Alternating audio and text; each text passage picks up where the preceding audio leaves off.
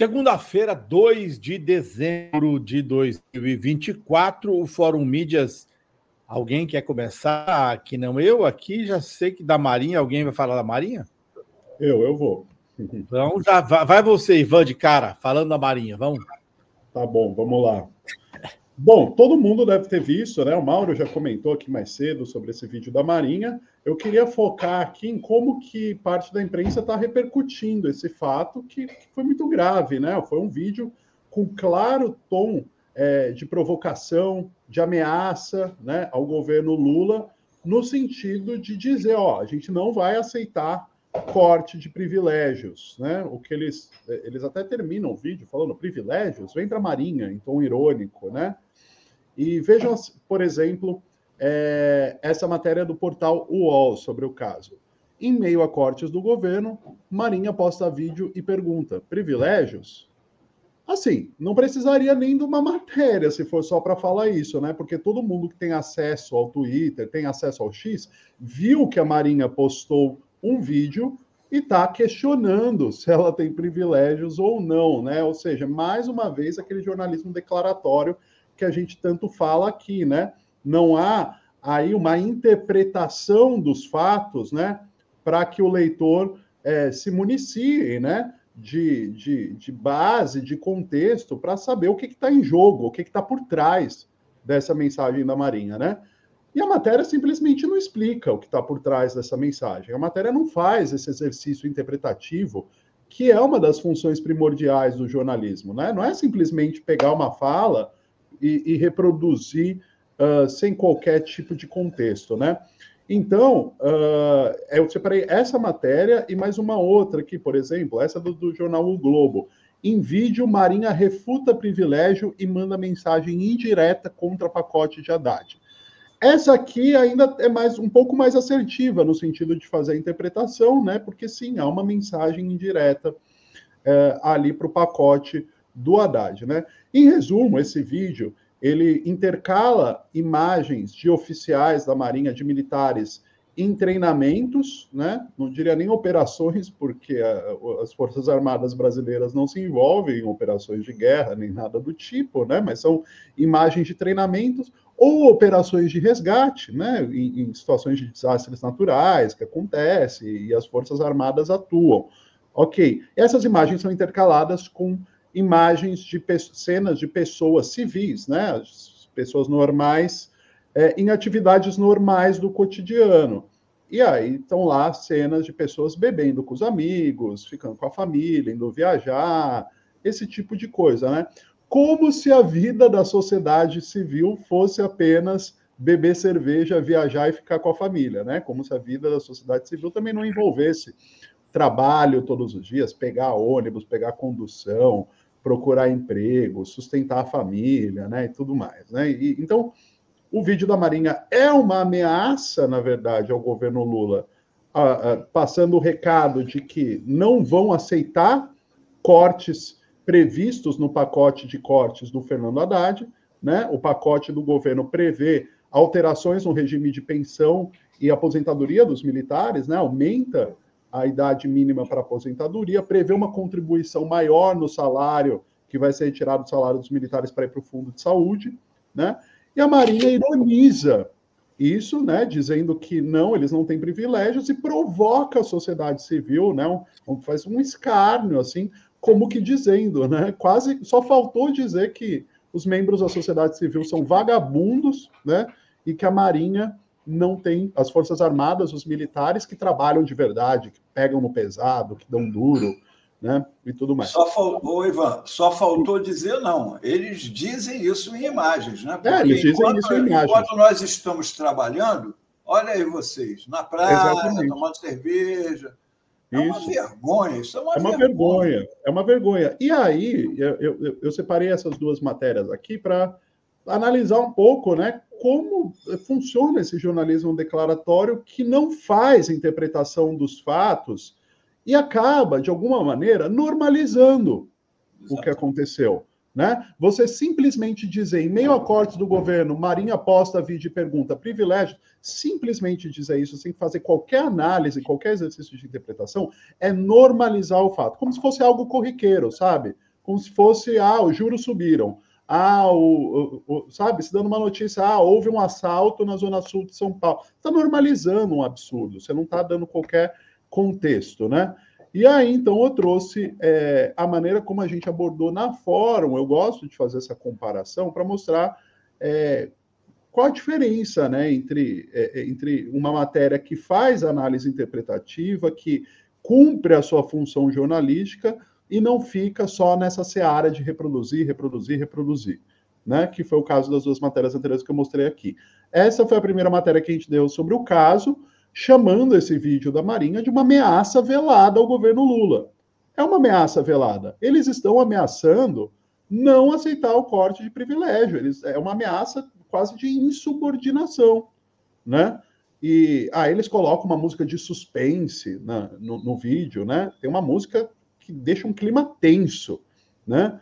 E eles vêm com a justificativa de que seria uma peça publicitária para comemorar o Dia do Marinheiro, que se comemora em 13 de dezembro. Né? Faltam mais de 10 dias para o Dia do Marinheiro. A comemoração vem 2 dias depois do pacote do Haddad. Engraçado, né? E aí essa outra matéria que a gente deu na Fórum também tem mais... A gente aprofunda essa interpretação aí, né? Que vai ao encontro daquilo que eu estava dizendo sobre... basicamente dizer que a sociedade civil é composta de vagabundos e que quem trabalha de verdade seriam os militares, né? Vejam a chamada. Vídeo da Marinha que diz que civis não trabalham gera onda de indignação. Era isso, era mais para a gente analisar como que boa parte da imprensa tradicional vem tratando esse vídeo que pode sim ser interpretado como uma ameaça e uma provocação à sociedade civil. Não é simplesmente Marinha aposta e questiona privilégio. É Marinha provoca, Marinha ameaça. É isso. Azen e Melo. Melo pode agora, Melo? Como pode campeão? Ser. Vamos pode lá, ser. então? Primeiro, saudar o Dia do Samba hoje. Dia do Samba. O Brasil tem gênios do samba como Cartola, Nelson Cavaquinho, Dona Ivone Lara, Ney Lopes, Martinho da Vila, Zeca Pagodinho, Jorge Aragão, que se recupere aí, que estava com problema. Dia do Samba, não podia deixar de lembrar disso.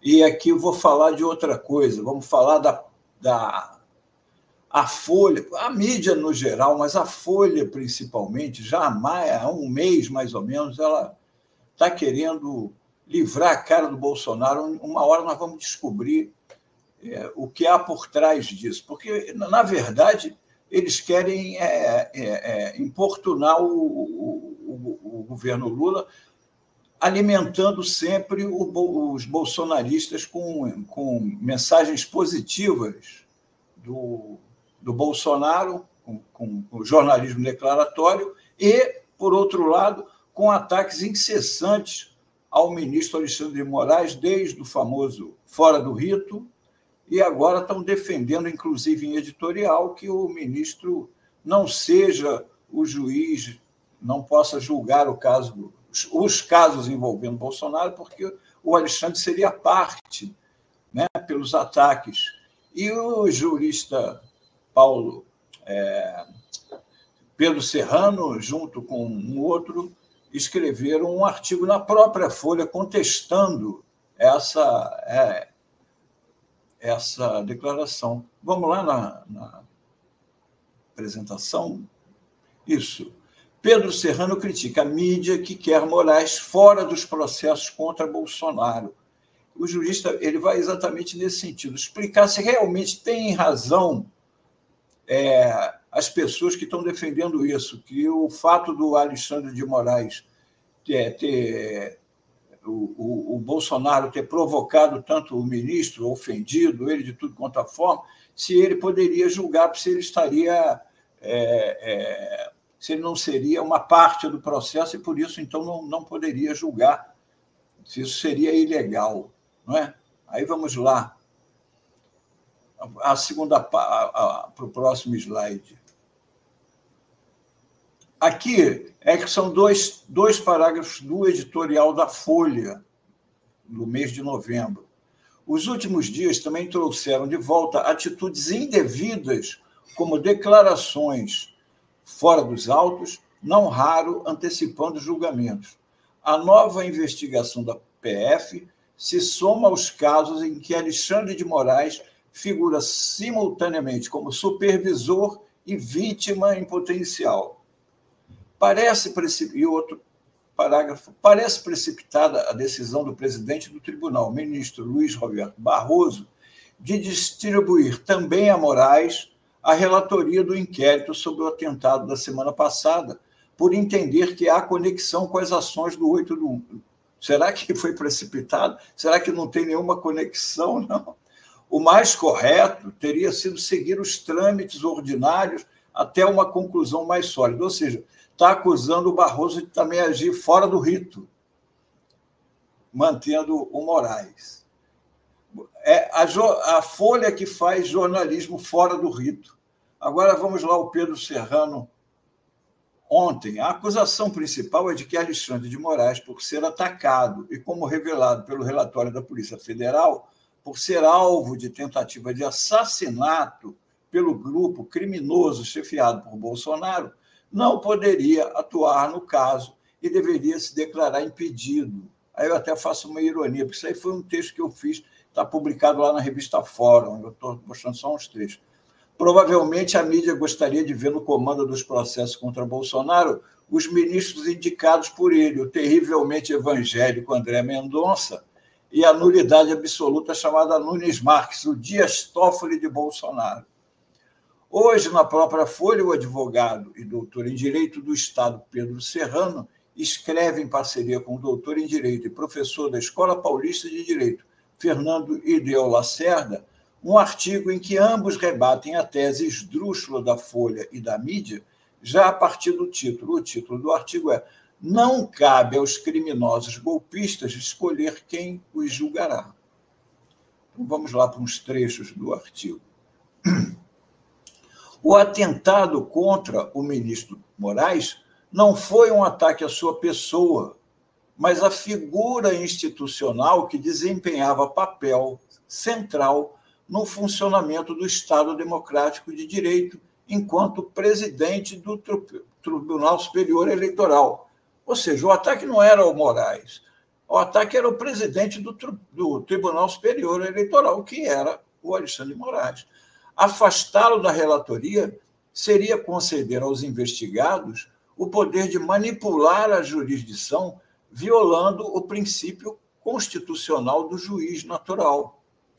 Mais adiante, os juristas escrevem que a tese de impedimento do ministro também não encontra respaldo no Código de Processo Penal. Será que a Folha, antes de escrever o editorial, não perguntou a nenhum juiz? Não é? Será que isso aí... A pessoa lança um editorial, está lá, o artigo 256 do Código Penal prevê que o juiz não será considerado suspeito quando a parte de propósito agir para criar a relação de inimizade.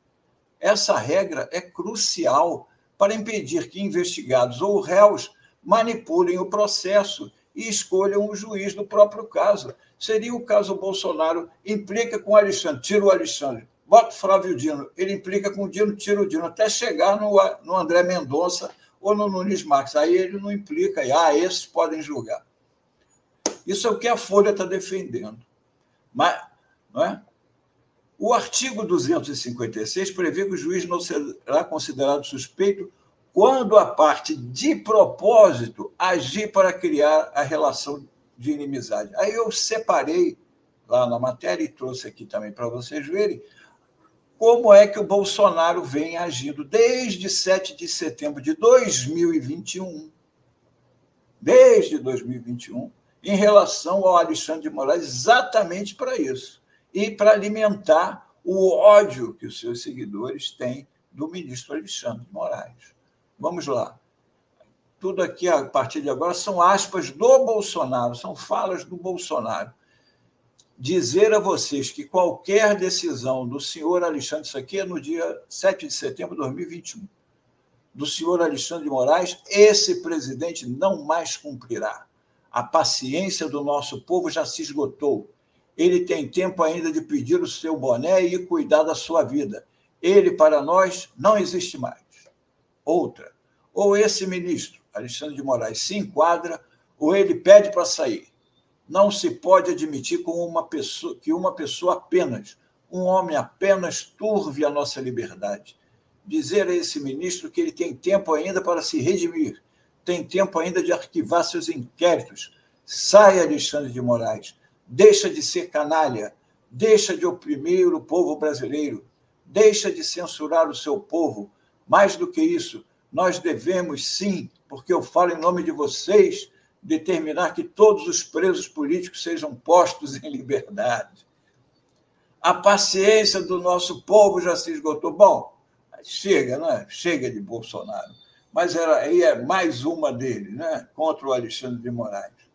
Vamos para o próximo. Agora, quando estar prestes a ser julgado, e aí já sou eu falando, e condenado por seus inúmeros crimes, o valente que estava ali, sai, basta, se transforma em chorão, apelando pelo perdão de Moraes e Lula, que estavam em sua lista de assassinados junto com Alckmin. Ele quer que, olha, não matei você nem nada, pô, dá para livrar aí, né? O homem que bradou, chega de mimimi aos parentes das vítimas de Covid, a quem chegou a dizer sobre a lamentação dos mortos, eu não sou coveiro. Esse mesmo Bolsonaro fala agora, vamos pacificar e zerar o jogo daqui para frente. Se tivesse uma palavra do Lula, do Alexandre de Moraes no tocante à anistia, estava tudo resolvido. Não querem pacificar? Pacifica. Agora eu trouxe aqui uma charge do Tony D'Agostino, que é mais ou menos o que a mídia vem fazendo. Está lá, o café com fascistas. Tem 4 lá. O primeiro, tadinho do Bolsonaro, ele não sabia nada sobre o golpe. Aí o segundo, se sabia, não participou. E o outro, se participou, não executou. E o outro, e se executou, já fez autocrítica. É isso aí. É assim a mídia. Pode estar aí, ó. TV Globo, Folha e Estadão sentados conversando sobre o Bolsonaro. Tadinho, ele não sabia nada. E se sabia, não participou. E se participou, não executou. E se executou, ele já fez uma autocrítica. Está tudo certo. Francamente, pensam que a gente é idiota, não é? Pelo amor de Deus. Era isso por hoje. Muito boa essa charge. Muito. Muito boa, hein? Muito boa. Resumo. Gente, eu vou tratar de um assunto que teve pouca cobertura relativamente na mídia, e eu acho que foi, como o Ivan disse, uma cobertura muito descontextualizada, que foi aquela declaração do Trump de que vai tacar tarifas de 100% nos países dos BRICS, se eles, porventura, tentarem substituir o dólar. Uma declaração de guerra que o Trump fez aos BRICS em sua rede social, no Truth Social, que pertence a ele próprio. Bom, lembrando aqui que o presidente Lula sempre fala nessa questão de substituir o dólar, não como moeda de reserva, porque o Brasil, as reservas do Brasil, por exemplo, são em títulos do Tesouro Americano, ou seja, são em dólar. As reservas da China, trilionárias, também são em dólar. O Lula tem falado em fazer trocas comerciais que não envolvam o dólar. Por exemplo, essa declaração que ele deu. Tem gente que se assusta quando eu falo que é preciso a gente criar novas moedas para fazer comércio. Por que Brasil e Argentina têm que fazer comércio em dólar? Por que a China, Brasil e China não podem fazer as nossas moedas? Por que eu tenho que comprar dólar? Essa discussão está na minha pauta, se depender de mim, ela vai acontecer na reunião dos BRICS. Isso aqui foi antes da reunião dos BRICS de Kazan e antes da reunião dos BRICS do G20. O Trump deu lá o ataque dele, mas só lembrar para vocês que o dólar ainda é hoje, está aqui de acordo com o Fundo Monetário Internacional, mais de 58% das reservas do mundo hoje ainda são em dólar. 20% em euro, 5,5% em ien, 4,9% no pound, na libra esterlina. E yuan, 2,7%. Ou seja, o dólar ele ainda é, né? E 88% das transações globais ainda são em dólar. Só para a gente ter uma ideia de que não está longe de acontecer essa ideia. Agora, as tarifas, isso foi muito pouco explicado. Quando o Trump ameaça tarifa para lá, tarifa para cá, ele tem que ter cuidado. Porque aqui não sou eu que estou dizendo, essa aqui é a cobertura da própria mídia americana, a Time. As tarifas que ele prometeu, o Trump não ameaçou usar tarifas só contra os BRICS. Ele disse que imporia tarifas imediatas contra México, Canadá e China, por motivos que não têm nada a ver com o comércio, né? A China, ele falou que ia colocar tarifas no México e no Canadá por causa de migrantes, por causa da imigração, e na China por causa da entrada de fentanil. Assim que eu assumi, 25% de tarifa no Canadá e no México e 10% na China, por causa da questão do fentanil, que eles produzem o fentanil, mandam para cá, então ele está usando muito, sem dizer ao público, e aí quem faz a cobertura, viu, Ivan, é muito parecido com o que você tem dito, tem muito jornalismo declaratório, as pessoas não explicam, por exemplo, jornalistas que cobrem essa área, que isso aí pode ser negativo para a própria população americana em termos de inflação. Então, tá, por exemplo, aqui o Washington Post, que até que fez uma matéria razoável, que fala disso.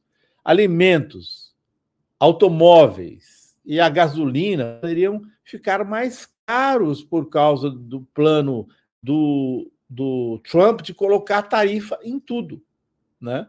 Você tem produtos, porque é o seguinte, quem é que vai pagar a tarifa? Vão ser as empresas importadoras americanas. Não vai ser o México, não vai ser o Canadá, não vai ser eventualmente o Brasil. É a empresa americana que vai fazer a importação daquele produto. E aí existem as cadeias produtivas. Então aqui, ó, a Time, ela lembra que o México fabrica muitas peças associadas à nossa produção industrial. Quando você compra um produto, pode ser uma torradeira, um eletrodoméstico, pode ter uma pequena parte daquilo ali que foi feito no México e que, portanto, vai ficar mais caro. Quem vai pagar no fim das contas por essa importação mais cara? É o produtor americano. Então, o Trump está usando muito, né? No caso do Canadá, um exemplo que a Time dá aqui o Canadá exporta muita madeira para os Estados Unidos. Então, o preço da madeira ficaria mais caro, aumentando o preço da construção. Então, assim, eu vejo os bolsonaristas nas redes sociais, gente, vibrando. É isso aí, Trump! É isso aí, Trump! Enfim, tarifa em todo mundo, sem atinarem para esses detalhes, né? Então, me parece que é muito mais uma coisa da boca para fora do que de fato. E aí eu queria sugerir para vocês, bom, aqui seguem seguem as expectativas, o Deutsche Bank estimando o aumento da inflação nos Estados Unidos no ano que vem, se o Trump aplicasse todas essas tarifas que ele já prometeu, iria de 2,8% para 3,9% a inflação em função do aumento do preço de tudo que fosse importado nos Estados Unidos. É um país que importa muito, né? Eu, só por uma questão de tempo, vou avançar aqui. Tem essa outra questão, Melo e Ivan. Os Estados Unidos, eles ainda são o maior mercado mundial, 13% do mercado de consumo, mas eles não são extraordinariamente dominantes mais. Então, o Trump parece que ele tem a cabeça antiga. Ele está agindo hoje como se os Estados Unidos tivessem um domínio no consumo mundial de 50 anos atrás. Não tem mais, Ivan. É 13%. 10% do mercado mundial é a China. Olha aí a lista dos países. A Índia já é quase 3% do mercado de consumo mundial e isso vai aumentar. Então, ele está fazendo um discurso que me parece um pouco antiquado para o momento. E aí eu queria lembrar a vocês uma reportagem que eu publiquei, acho que até errei no título, não chamou muita atenção, mas está lá na Fórum. Se vocês puderem procurar, lá. China usa ICBM, eu quis dizer míssil financeira contra o dólar, que é uma explicação que eu vou dar bem rapidinho sobre um fato que aconteceu, que a China fez na Arábia Saudita, que é uma parceira. A China lançou títulos na Arábia Saudita, sabe como? Denominados em dólar. E aí foi o maior sucesso do planeta. Em geral, gente, quando você lança títulos, você tem 2 a 3 vezes a procura. Teve 29 vezes, quase 20 vezes mais que a meta. Todo mundo saiu correndo atrás desses títulos lançados pela China, na Arábia Saudita, denominado em dólar. Da onde esse dólar? Das reservas da China. O que significa isso? Isso pode vir a ser uma arma que a própria China passe a usar contra os Estados Unidos, ou seja, a China, que tem grandes reservas do mundo em dólar, pode lançar títulos, nesse caso aqui, com uma diferença dos juros muito pequena para os títulos do Tesouro dos Estados Unidos. Então, ela pode competir hoje, por esse lançamento recente, ficou demonstrado, a China pode competir com o próprio Tesouro dos Estados Unidos no lançamento de títulos internacionais para financiar, por exemplo, as obras da Rota da Seda. Então, me parece, a China tem trilhões de dólares em reserva e ela pode, como fez na Arábia Saudita, pode vir a fazer isso no Brasil, nos Emirados Árabes Unidos, lança um título aqui denominado em dólar, mas não baseado no dólar que está lá impresso pelos Estados Unidos, nas próprias reservas da China. Com isso, a China diminui as suas reservas em dólar, financia projetos em terceiros países e enfraquece o dólar. Indiretamente. É que nem no judô. Não sei se você, Melo e Ivan, já lutaram no judô. Você usa a força do adversário para derrubá-lo. É o que esse recente lançamento de títulos da China na Arábia Saudita aconteceu. É uma técnica de arte marcial. Está aqui um dos comentaristas, né, que eu citei no texto. Isso criaria um sistema paralelo onde a China e não os Estados Unidos controla parte do fluxo de dólares do comércio mundial. Os Estados Unidos continuariam a imprimir os dólares, mas a China decidiria cada vez mais para onde eles vão. Outro aspecto crítico: cada dólar que vai para os papéis chineses, em vez de títulos dos Estados Unidos, é um dólar a menos que ajuda a financiar as despesas do governo dos Estados Unidos. O dólar ficaria mais caro para a dívida americana. Então, é um golpe. Então, assim, eu acho que o Trump ele está vociferando, mas num mundo que não existe mais. Olha aqui o destino das exportações brasileiras, porque muita gente aqui falou, eu vi uma reportagem, se não me engano, do Metrópolis, mas eu não tenho certeza, dizendo o Trump está ameaçando o Lula. Gente, 31% das exportações brasileiras são para a China. O mercado americano é muito importante para a gente? Mas é só 11% relativamente à China. Então, assim, está falando num mundo que não existe mais. E, finalmente, um comentário, porque agora a Índia e a Rússia é que estão fazendo boa parte do comércio fora do dólar, que a Rússia está no boicote. E aí um comentarista indiano, um analista indiano, falou esta frase: são as ações dos Estados Unidos que levaram muitos países a buscar alternativas. Eles têm um histórico de alavancar sua influência usando a rede SWIFT, aquela rede de troca de transações, de onde eles tiraram a Rússia, por exemplo, para impor sanções unilaterais. Ao bloquear países como Rússia e Irã, que também foi tirado o Irã do SWIFT, os Estados Unidos armaram uma infraestrutura financeira global forçando outras nações a encontrar mecanismos de pagamento alternativos. Então, são os próprios Estados Unidos que estão se auto-boicotando. Eu achei que era importante fazer essa análise aqui, porque tudo que eu vi até agora na imprensa é fulanização. Ai, agora o Lula está perdido, porque o Trump vai peitar o Brasil. Gente, não é nada disso. E eu acho que o Trump... Obrigado para quem colocou aqui a matéria citada por mim no chat. Eu acho que o Trump está no mundo... É o cara que está lá no passado, achando que o mundo não mudou, Mauro Lopes. É isso aí. O Trump é a expressão máxima daquilo que o Biden já é, né? Que é essa crise estrutural, né, do capitalismo e essa tentativa desesperada de se manter como a grande potência mundial no momento em que já era, né? É claro que demora, né? Roma não caiu em uma semana, né?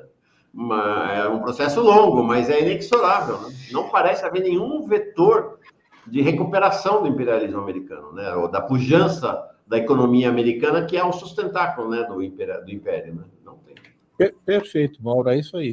Você fechou com chave de ouro aí. Eu acho, inclusive, que o próprio Trump,